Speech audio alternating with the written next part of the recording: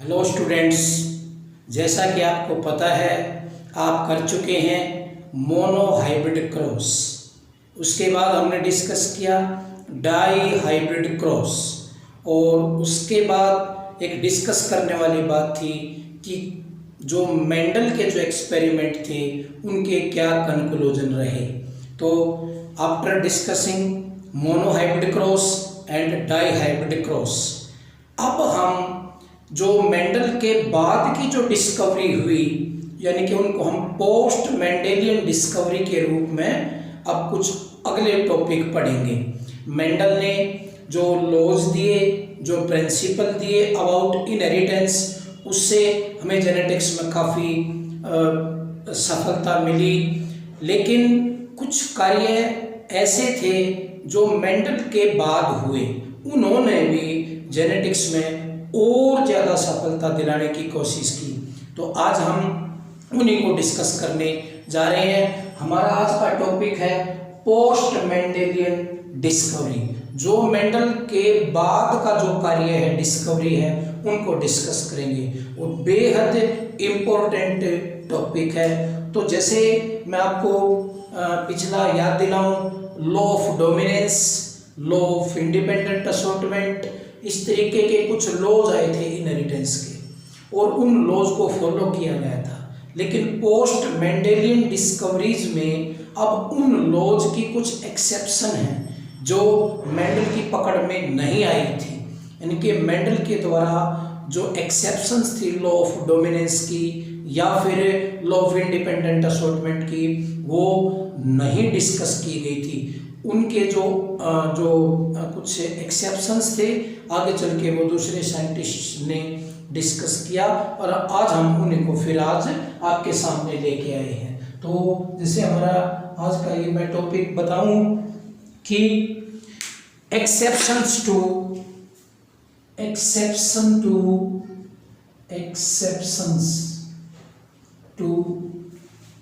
Law of dominance, law of dominance, exceptions to law of dominance.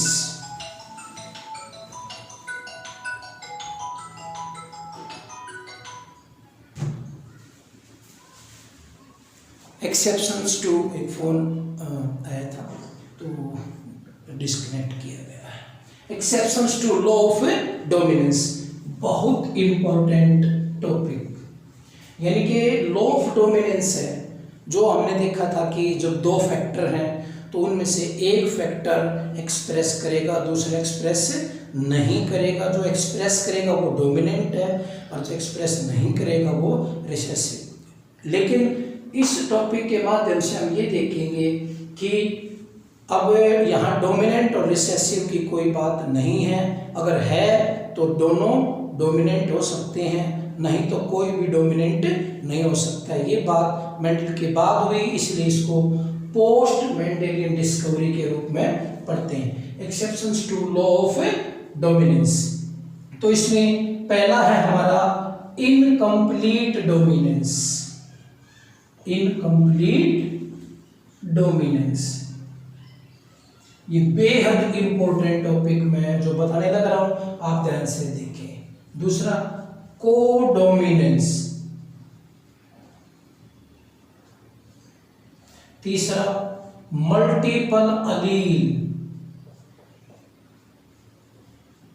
या multiple allelism, और fourth है pleiotropy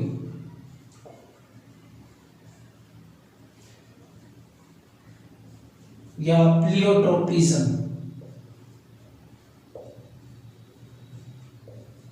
इन पे किसी न किसी पर हर बार क्वेश्चन आता रहता है। तो जो लॉ ऑफ डोमिनेंस था वो तो हमने पढ़ा, लेकिन उसकी कुछ एक्सेप्शंस थी। ये 4 एक्सेप्शंस हम लॉ ऑफ डोमिनेंस की देख रहे हैं। पहला है इनकम्प्लीट डोमिनेंस, दूसरा है कोडोमिनेंस, तीसरा मल्टीपल एलिलिज्म या मल्टीपल एलीज, और फोर्थ वन है प्लियोट्रोपी या pleiotropism. We will discuss one by one. आप इनके एग्जाम्पल्स अच्छे तरीके से याद रखेंगे और इनकी जो डेफिनेशंस हैं उनको अच्छे तरीके से समझेंगे, ताकि हम जो एक्सेप्शंस हैं लॉ ऑफ डोमिनेंस की उनको अच्छे तरीके से पेपर में बता सकें अगर आ जाएं तो ये है इनकम्प्लीट डोमिनेंस। इसकी मैं आपको पहले डेफिनेशन बताता हूँ। द phenomenon in which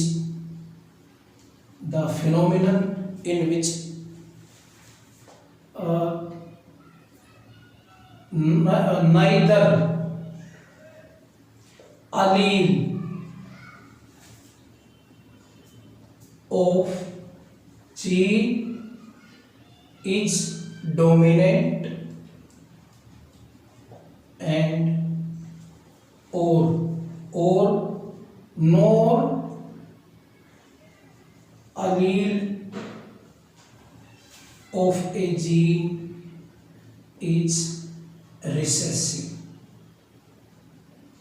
ये कहते हैं जो जीन है उसका ना तो कोई अलील डोमिनेंट है और ना ही कोई रिसेसिव है। एक जीन है, उस जीन के दो अलील हैं, उनमें से ना तो कोई डोमिनेंट है और ना ही कोई रिसेसिव है। But when both alleles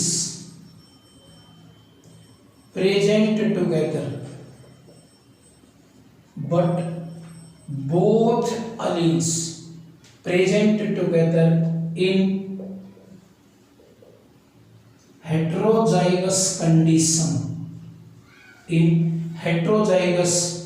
condition then give different intermediate phenotype,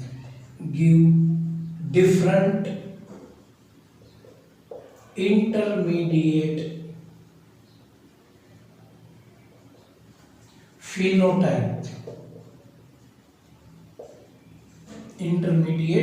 phenotype। आप इसको एक बार ध्यान से देखें, क्या कहता है ये फिनोमिनन। इसमें neither allele of a gene is dominant, gene का कोई अलील डोमिनेंट नहीं है, और nor allele of a gene is recessive.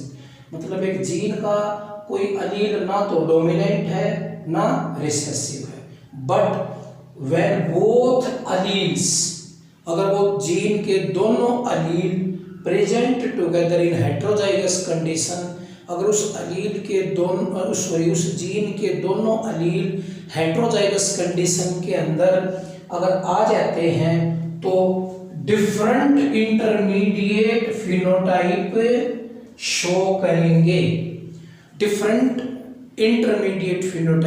करेंगे, लेकिन लॉ ऑफ डोमिनेंस में आपने क्या देखा था, हेटेरोजाइगस कंडीशन के अंदर अगर हम देखें तो जो डोमिनेंट था वो एक्सप्रेस होता था, उसकी चलती थी। जैसे कैपिटल टी और स्मॉल टी है तो कैपिटल टी एक्सप्रेस होगा और प्लांट कैसा आ जाएगा, टॉल। बट वो लॉ ऑफ डोमिनेंस कहता है, क्योंकि लॉ ऑफ डोमिनेंस में एक अलील दूसरे अलील के ऊपर डोमिनेंट है। बट इन कंप्लीट डोमिनेंस में आप यह ध्यान से देखें, ना तो कोई अलील डोमिनेंट है और ना ही कोई अलील रिसेसिव है। अगर वो दोनों अलील हेटेरोजाइगस कंडीशन में इकट्ठे हो जाते हैं तो एक अलग तरीके का ही फिनोटाइप आएगा, उसके ऊपर लॉ ऑफ डोमिनेंस फॉलो नहीं होगा, लागू नहीं होगा। लॉ ऑफ डोमिनेंस लागू नहीं होगा तभी तो हम उसको एक्सेप्शन कह रहे हैं लॉ ऑफ डोमिनेंस की। किसकी एक्सेप्शन हो या टू लॉ ऑफ डोमिनेंस, और वो किस रूप में है, इनकम्प्लीट डोमिनेंस। आप इसके नाम से इसका अर्थ समझ रहे हैं, इनकम्प्लीट डोमिनेंस, यानी कि डोमिनेंस कंप्लीट नहीं है। अब डोमिनेंस कंप्लीट नहीं है तो रिसेसिवनेस भी कंप्लीट नहीं है। यही तो इसका आधार है, ना कोई रिसेसिव है और ना कोई dominant. It was discovered by Carl Correns. जो इनकम्प्लीट डोमिनेंस है वो किसने डिस्कवर किया था? It was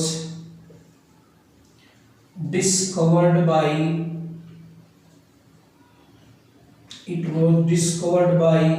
Karl coherence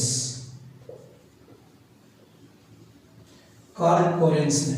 Mendel के बाद कार्ल कोरेंस ने इसके ऊपर काम किया और लॉ ऑफ एक्सेप्शन में इनकम्प्लीट डोमिनेंस को ढूंढा। इट इज ऑल्सो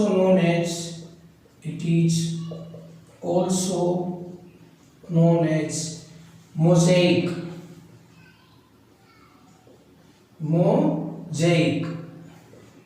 और इंटरमीडिएट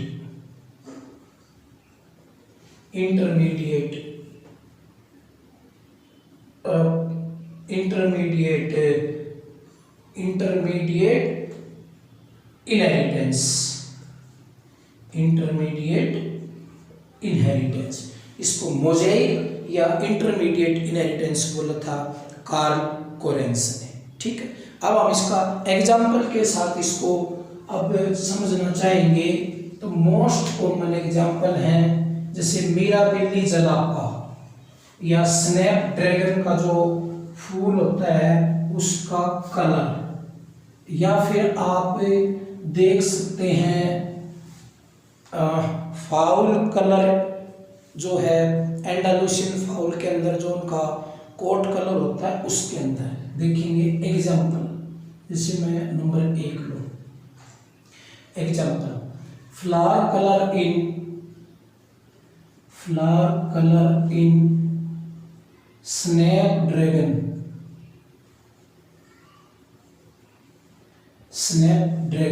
स्नैपड्रैगन को हम डॉग फ्लावर भी कहते हैं। इसे क्या कहते हैं? Dog flower. इसमें 2 किस्म के फ्लावर होते हैं प्योर स्टेट में, एक तो रेड और दूसरे वाइट। अब जैसे क्रॉस करके देखते हैं, मान लीजिए हम लेते हैं पेरेंट्स, तो मेल फीमेल, ठीक है, जैसे कि हमने मोनोहाइब्रिड क्रॉस और डाइहाइब्रिड क्रॉस किए थे। फिर फिनोटाइप, मैंने आपको बताया था प्योर स्टेट में 2 किस्म के इसमें फ्लावर आते हैं, रेड और वाइट। तो हम मेल वाले को मान लीजिए देखते हैं रेड फ्लावर और इसमें वाइट फ्लावर। जीनोटाइप, तो रेड फ्लावर वाले का जीनोटाइप ले लेते हैं आर, और वाइट फ्लावर वाले का जीनोटाइप ले लेते हैं डब्ल्यू। ठीक है, अब बनाओ गैमेट। एक आर अलग, दूसरा आर अलग, लॉ ऑफ सेग्रीगेशन। यहां भी एक डब्ल्यू अलग, एक डब्ल्यू अलग, ये भी लॉ ऑफ सेग्रीगेशन के तहत गैमेट बने। आप फर्टिलाइजेशन, अब क्या है? फर्टिलाइजेशन। तो फर्टिलाइजेशन में आपको पता है ये आर इस डब्ल्यू के साथ फर्टिलाइज हो सकता है तो आर डब्ल्यू, ये आर उस डब्ल्यू के साथ भी फर्टिलाइज हो सकता है तो ये आर डब्ल्यू। अब ये जो रिमेनिंग आर है ये इसके साथ भी फर्टिलाइज होकर आर डब्ल्यू बनाएगा, और जो ये आर उस डब्ल्यू के साथ भी फर्टिलाइज होके ये आर डब्ल्यू बनाएगा। अब ये हमारी फर्स्ट जनरेशन F1 जनरेशन, क्या है? F1 generation. अब देखो ध्यान से, यहाँ पर अगर यहाँ ये लॉ ऑफ डोमिनेंस होता तो जो भी, अगर मान लीजिए रेड कलर इज डोमिनेंट और वाइट, तो यहाँ पर रेड फ्लावर वाला प्लांट बनता अगर लॉ ऑफ डोमिनेंस फॉलो होता। तो यहाँ या हम क्या कह सकते हैं, मान लीजिए वाइट फ्लावर का जो वाइट कलर है फ्लावर का, वो डोमिनेंट होता किसके ऊपर? रेड कलर के ऊपर, वाइट वाला, तो यहाँ पर आर डब्ल्यू है, तो फिर मान लीजिए वाइट वाला डोमिनेंट होता है तो यहाँ पर डब्ल्यू डोमिनेंट होता। आर डब्ल्यू दोनों 50-50% में है, लेकिन फ्लावर का कलर कैसा था, वाइट, क्योंकि लॉ ऑफ डोमिनेंस कहता है। लेकिन ये तो लॉ ऑफ डोमिनेंस की एक्सेप्शन है, यहाँ पर लॉ ऑफ डोमिनेंस फेल हो गया। क्यों? मैंने डेफिनेशन में आपको बताया था, ना तो ये वाला अलील डोमिनेंट है, ना ये वाला अलील डोमिनेंट है, या हम ये कह सकते हैं ना तो ये वाला अलील डोमिनेंट है, ना ये वाला अलील रिसेसिव है। इनमें कोई डोमिनेंट और कोई रिसेसिव नहीं है। अगर इनमें से डोमिनेंट और रिसेसिव ये होता तो लॉ ऑफ डोमिनेंस के तहत या तो F1 जनरेशन में रेड कलर के फ्लावर आते अगर आर अलील डोमिनेंट होता तो, या फिर वाइट आते, लेकिन वो कब आते, जब डब्ल्यू अलील डोमिनेंट होता। बट ये तो सिचुएशन ही अलग है, लॉ ऑफ डोमिनेंस तो फेल हो चुका है, यहाँ पर कोई भी फैक्टर, कोई भी अलील डोमिनेंट नहीं है।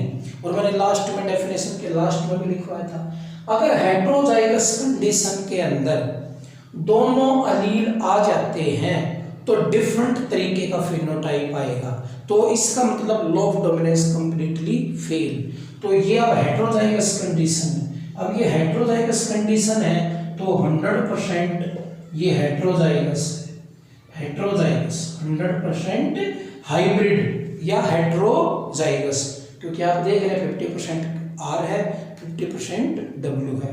लेकिन ये अब 100% क्या है, 100% प्लांट बियर, रेड फ्लावर या वाइट फ्लावर नहीं, इंटरमीडिएट कलर, हमने डेफिनेशन में लिखा था इंटरमीडिएट फिनोटाइप देंगे, ना तो रेड दें ना वाइट दें, इंटरमीडिएट, तो bear pink flower, pink flower. तो देखो ये पिंक फ्लावर क्यों आए, इनकम्प्लीट डोमिनेंस के कारण। रेड या वाइट क्यों नहीं आए, क्योंकि लॉ ऑफ डोमिनेंस फेल हुआ। अगर लॉ ऑफ डोमिनेंस यहाँ पर लागू होता तो या तो रेड आते या वाइट आते, वो डिपेंड करता है। रेड डोमिनेंट होता तो रेड आ जाते, वाइट डोमिनेंट होता तो वाइट आ जाते। F1 जनरेशन में हमने देखा ना रेड आए ना वाइट आए, इन दोनों के बीच के आए इंटरमीडिएट, इसलिए इसको इंटरमीडिएट इनहेरिटेंस या मोज़ेइक इनहेरिटेंस कहते हैं। ये कार्ल कोरेंस ने डिस्कवर किया था। ये मेंडल के कार्य को दोबारा से एनालाइज किया और तब ये पता लगा, और यहीं पर जो हमारा इस एग्जाम्पल के माध्यम से हमने देखा लॉ ऑफ डोमिनेंस फेल हुआ। तो ये एक्सेप्शन है लॉ ऑफ डोमिनेंस की, किस रूप में, इनकम्प्लीट डोमिनेंस के रूप में। ठीक है, अगर हम F2 जनरेशन निकालना चाहें, फॉर F2 जनरेशन, तो आपको पता है F2 जनरेशन निकालने के लिए हमें क्या करना पड़ेगा, F1 को F1 के साथ क्या करना पड़ेगा, सेल्फ क्रॉस करना पड़ेगा, और हमें क्या मिल जाएगी, F2 जनरेशन। क्या मिल जाएगी, F2 जनरेशन। निकाल के दिखाते हैं। जैसे मैं ये वाले ये मीटर देता हूँ।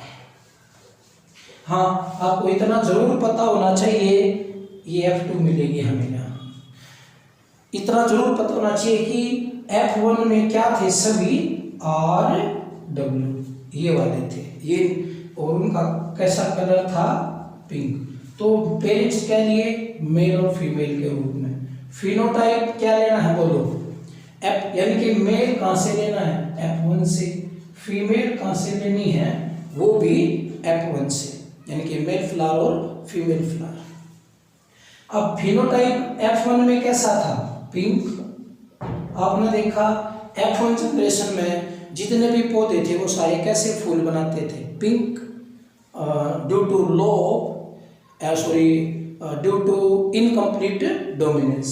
और वो F1 में जो फीमेल थी हमें वो भी कैसी थी, पिंक। अब जीनोटाइप कैसा था F1 में, जीनोटाइप RW, आर डब्ल्यू, क्योंकि ये भी सेम, ये भी क्यों, क्योंकि ये भी F1 से लिया है, ये भी F1 से, ये भी F1 में भी, F1 में सारे क्या थे, पिंक। अब जीनोटाइप बनाने के बाद गैमेट बनाओ, आर अलग डब्ल्यू अलग, इसमें भी आर अलग डब्ल्यू अलग। अब इनकी फर्टिलाइजेशन, अगर ये इसके साथ नहीं करना, ये तो एक ही पेरेंट्स के गैमेट है, दूसरे पेरेंट्स के गैमेट के साथ फर्टिलाइजेशन करवानी होती है, आर आर। अब ये आर उस डब्ल्यू के साथ, आर डब्ल्यू। अब ये वाला जो डब्ल्यू है ये इसके साथ, इसको डब्ल्यू आर भी लिख सकते हैं और आर डब्ल्यू भी लिख सकते हैं, और ये डब्ल्यू डब्ल्यू, ठीक है। अब आप देखो, अगर ये F2 जनरेशन है, F2 जनरेशन में अगर R हम निकाल रहे हैं, अगर R हैं तो कैसे होंगे, रेड कलर के फ्लावर, और WW है तो कैसे होंगे, वाइट कलर के। अब हमने जब F1 जनरेशन निकाली थी तो हमने प्योर, क्योंकि इसमें दो किस्म के प्योर कलर डेवलप होते हैं, रेड और वाइट। अगर पिंक आते हैं तो इसका मतलब ये इंटरमीडिएट कलर है और ये इनकम्प्लीट डोमिनेंस के कारण है। अब ये देखो, ये दोनों क्या है, बोलो, पिंक। RW क्या था, पिंक, F1 जनरेशन में जो आया था, तो ये F2 जनरेशन है। अब हम इसकी फिनोटिपिक रेशियो देखें, फिनोटिपिक रेशियो जो फिनोटाइप्स के ऊपर हो, तो फिनोटाइप्स तो ये होते हैं, तो एक रेड, दो पिंक और एक वाइट, तो 1:2:1, यानी कि ये एक रेड, दो पिंक और एक वाइट कलर, ठीक। अब जीनोटिपिक रेशियो, अब क्या है, जीनोटिपिक रेशियो, जीनोटिपिक रेशियो, ये RR1, RW ये 2 और WW ये 1, ये RR, ये RW और ये WW। तो हम यहाँ देख रहे हैं कि जो जीनोटिपिक रेशियो है और जो फिनोटिपिक रेशियो है वो क्या है, सेम, 1:2:1। लेकिन अगर यहाँ पर लॉ ऑफ डोमिनेंस लागू होता तो क्या होता, बताओ। लॉ ऑफ डोमिनेंस होता तो फिनोटिपिक रेशियो क्या आती, 3:1, जैसे कि हमने मोनोहाइब्रिड क्रॉस किया था। और जीनोटिपिक रेशियो क्या आती, 1:2:1। लेकिन लॉ ऑफ डोमिनेंस फेल होने के कारण इनकम्प्लीट डोमिनेंस आया, जो कि कार्ल कोरेंस ने डिस्कवर किया। और हमने किसके अंदर एग्जांपल लिया है, स्नैपड्रैगन यानी कि डॉग फ्लावर के अंदर। F2 जनरेशन के अंदर आपने देखा फिनोटिपिक और जीनोटिपिक रेशियो सेम है। अब बात क्वेश्चन आने की है, कैसे आता है। एक तो ये क्वेश्चन पूछिए, define and explain law, define and explain incomplete dominance. तो आपको डेफिनेशन लिख के और F1 जनरेशन निकालनी है, इनकम्प्लीट डोमिनेंस की एग्जांपल लेके, और F2 तक निकालनी है। ये आ गया। कई बार क्वेश्चन इनडायरेक्ट रूप से आ जाता है। उस फिनोमिना को क्या कहेंगे, जिस फिनोमिना के तहत फिनोटिपिक और जीनोटिपिक रेशियो सेम आती है। देखिए, name the phenomena according to which genotypic and phenotypic ratio will be same. उस फिनोमिना का नाम बताओ एंड एक्सप्लेन इट, और उसको एक्सप्लेन करो।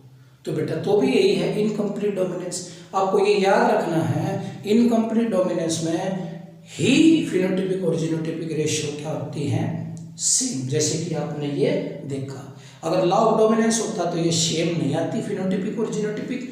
हमने मोनोहाइब्रिड क्रॉस में क्या 3:1 और 1:2:1, ये अलग अलग आई थी फिनोटिपिक और जीनोटिपिक रेशियो। तो ये इनकम्प्लीट डोमिनेंस फ्लावर कलर इन स्नैपड्रैगन के अंदर है, ठीक है। एक एग्जांपल, दूसरा एग्जाम्पल हम सेम इसी में कर सकते हैं, देखेंगे। देखो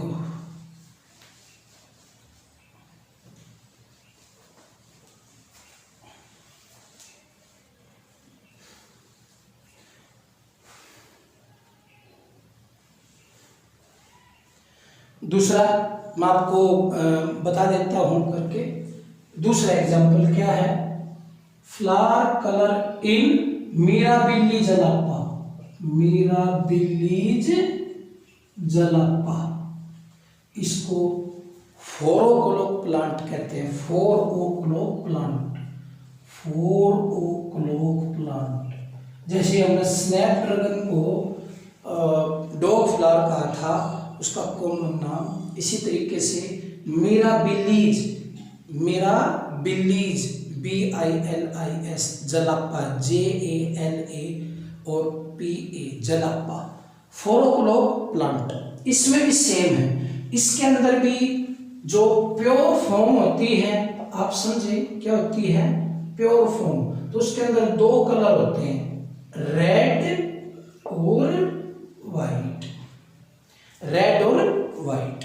तो मान लीजिए हम ये दे रहे हैं प्योर प्लांट है, ये भी क्या है प्योर, तो फिनोटाइप क्या हुआ रेड और इसका वाइट, सेम बिल्कुल सेम। जीनोटाइप RRWW, गैमेट्स वही RRWW, फिर वही फर्टिलाइजेशन RW,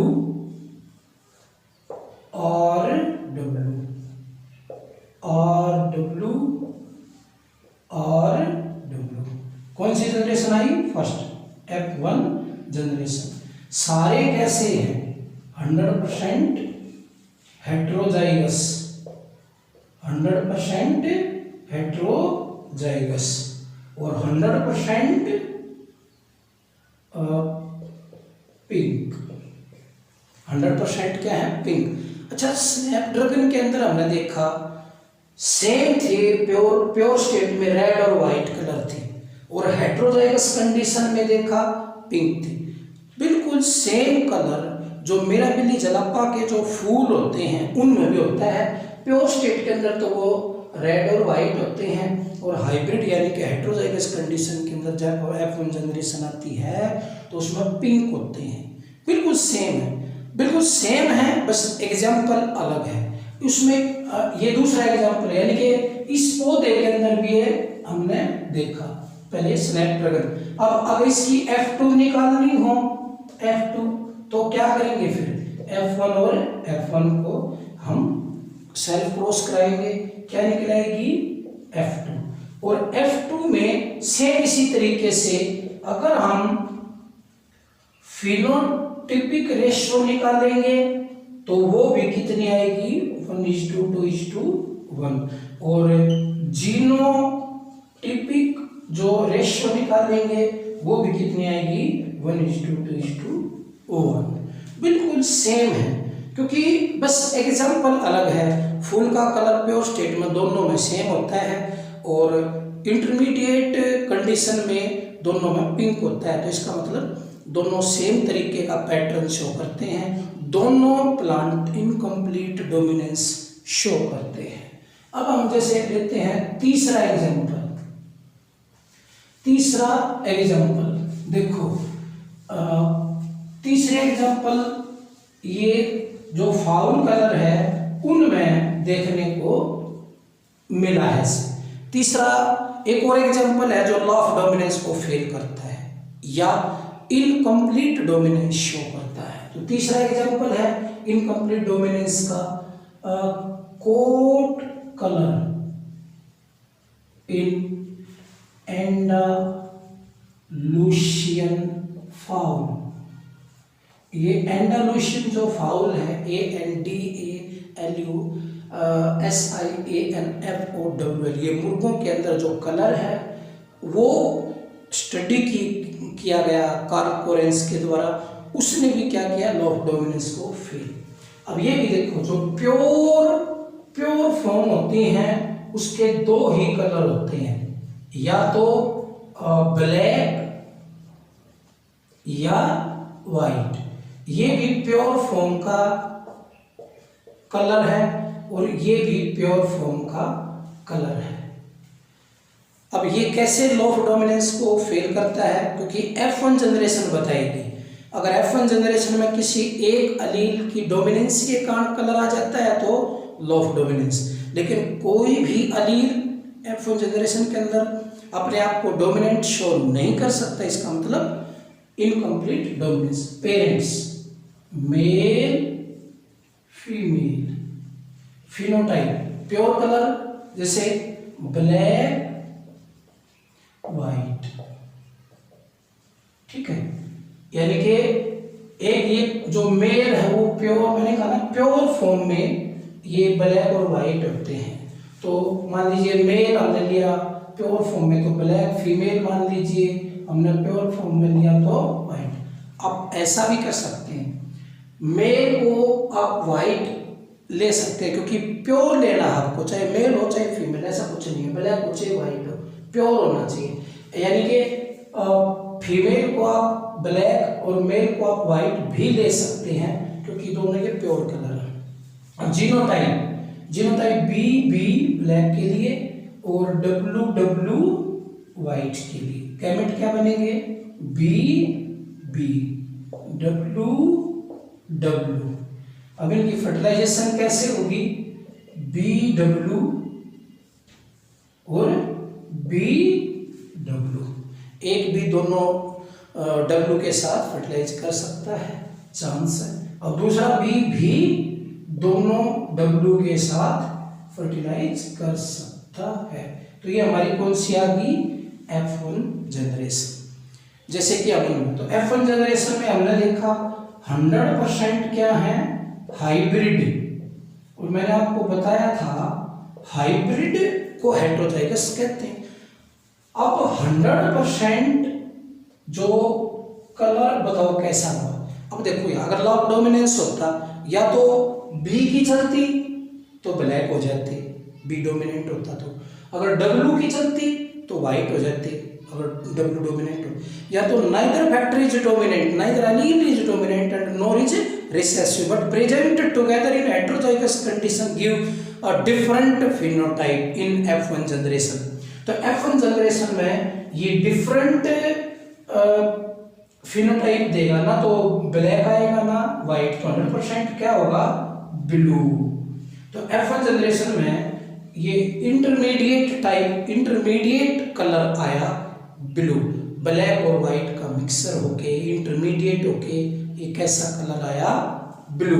तो ये अगर हम इसकी भी अगर हम F2 जनरेशन निकालें, मैं निकालूंगा नहीं, मैंने पिछले केस में भी नहीं निकाला था, बट आपको निकालनी है, आपको F2 निकाल के दिखानी है। पिछले केस में भी मैंने आपको ऐसे समझा था, इसमें भी मैं शॉर्ट में समझाता हूँ क्योंकि चीज वही है बट एग्जाम्पल अलग है, बस और कुछ नहीं। F2 के लिए आपको F1 को F1 से क्रॉस कराना है और क्या आ जाएगी? F2।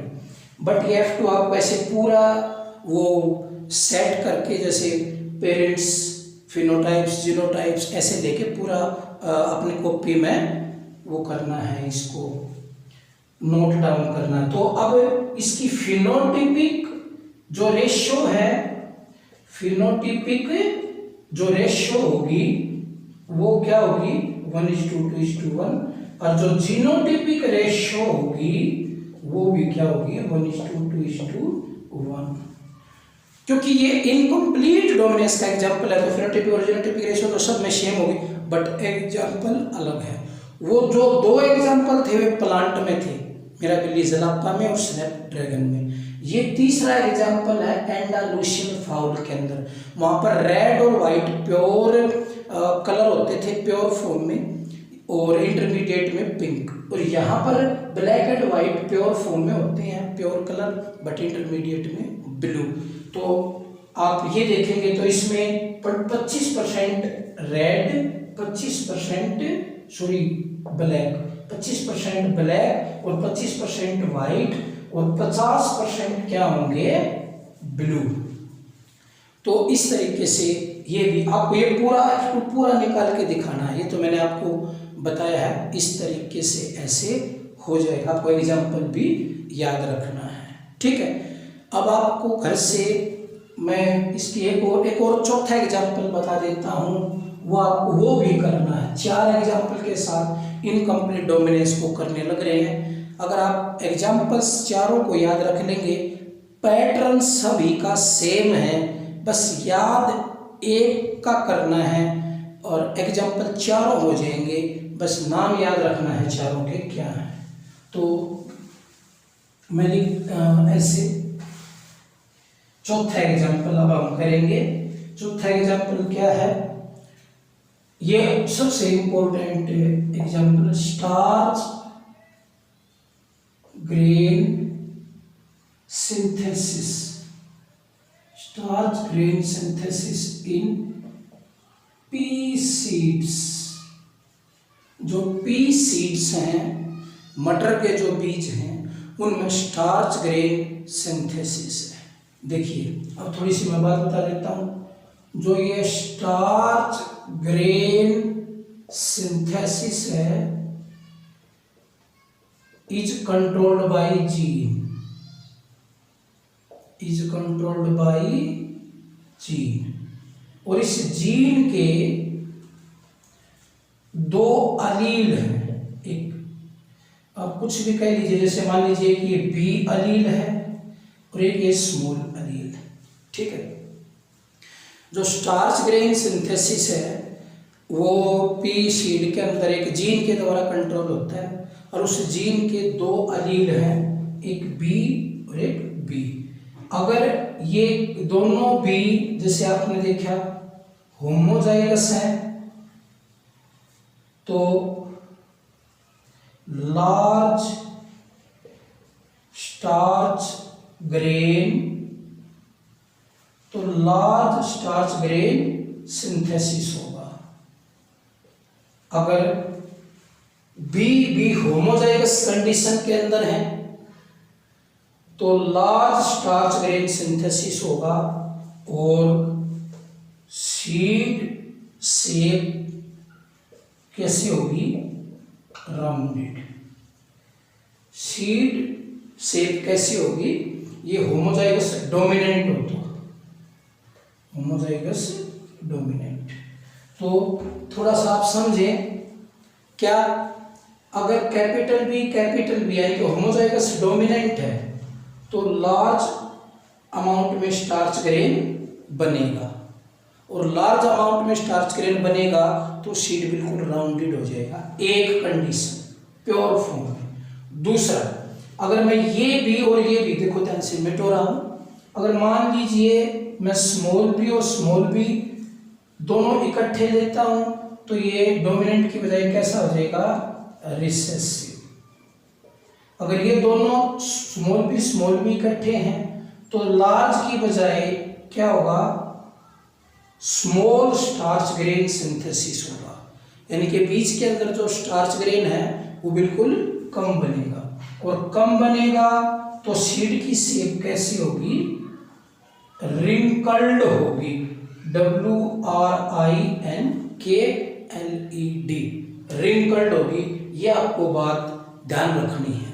और फिर इसका क्रॉस बनाना है, जैसे मैंने ये 3 क्रॉस बना के दिखाए हैं, इसका भी क्रॉस बनाना है। जैसे मैं थोड़ा सा बता भी दूं, जैसे पेरेंट्स क्या लिए, मेल फीमेल, फिनोटाइप क्या लिया बताओ, राउंडेड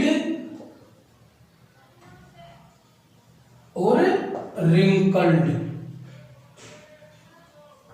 ठीक है।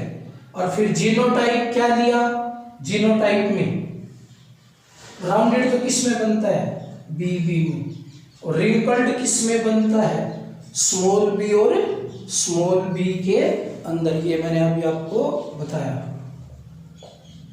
गैमेट्स बी अलग, स्मॉल बी भी इसी तरीके से अलग हो जाएंगे। और अब ये fertilization, capital B small B, capital B small B, capital B small B, capital B small B, कई बार हो चुके हैं क्रॉस, तो आपको आने चाहिए। F1 जनरेशन में 100% क्या है, हाइब्रिड। 100% क्या है, हाइब्रिड। अब ये देखो, अब अगर ये इनकम्प्लीट डोमिनेंस है तो यहाँ पर कैसे आने चाहिए, हमें जो स्टार्च ग्रेन देखना है, 100 स्टार्च ग्रेन जो होमोजाइगस डोमिनेंट थे, जो बी वाले थे, उनमें ज्यादा मात्रा में था, और जो स्मॉल बी वाले थे उनमें बिल्कुल कम मात्रा में था। लेकिन यहाँ पर ना तो स्मॉल बी है दोनों, ना कैपिटल बी है, तो starch grain synthesis is of intermediate type,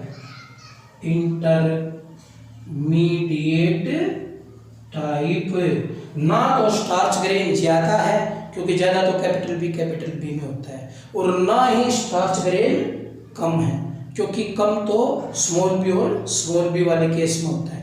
या तो एक कैपिटल बी और एक स्मॉल बी है, तो ये इंटरमीडिएट स्टार्च ग्रेन इसमें सिंथेसाइज होगा। अगर आप इसी की F2 जनरेशन निकालना चाहें तो वही आ जाएगा, F2 में F1 क्रॉस F1, तो क्या बन जाएगा, F2। क्या बन जाएगा, F2। F1 को अगर F1 से क्रॉस कराएंगे तो F2 बन जाएगा। वो आपको करके दिखाना है, हम कर चुके हैं उसको, आपने ऐसे ही। तो अगर F1 में क्या लेंगे आप, BB, तो इसके गैमेट्स ऐसे बन जाएंगे, ये दो तो कैपिटल बी, फिर ये वाले, या कई बार ऐसे आप, मैं तो वैसे दिखाया है कि आप इसको कर जाए। ये और ये क्या है, ये मैक्सिमम स्टार्च ग्रेन, इसमें मिनिमम स्टार्च ग्रेन, और इन दोनों में 50% में मॉडरेट स्टार्च ग्रेन होगा। तो वही रेशो आई, ये 25%, ये 50%, ये 25, तो 1:2:1। फिनोटिपिक रेशो भी यही रहेगी और जीनोटिपिक रेशो भी यही रहेगी। If phenotypic and genotypic ratio अगर सेम है तो इसका मतलब डायरेक्ट ये हुआ कि ये इनकम्प्लीट डोमिनेंस का ही एग्जाम्पल है। यहाँ पर लॉ ऑफ डोमिनेंस मेंडल का फेल हो जाता है। तो मैंने आज आपको बताए exceptions to law of dominance के 4 example, incomplete dominance, codominance, multiple alleles and pleiotropy. और इनकम्प्लीट डोमिनेंस के 4 एग्जाम्पल बताए हैं। एक एग्जाम्पल था स्नैपड्रैगन का, दूसरा मिराबिली जलाप्पा का, तीसरा एंडालुसियन फाउल कलर एंड चौथा starch grain synthesis in P seed. ठीक है, नेक्स्ट लेक्चर में हम डिस्कस करेंगे कोडोमिनेंस।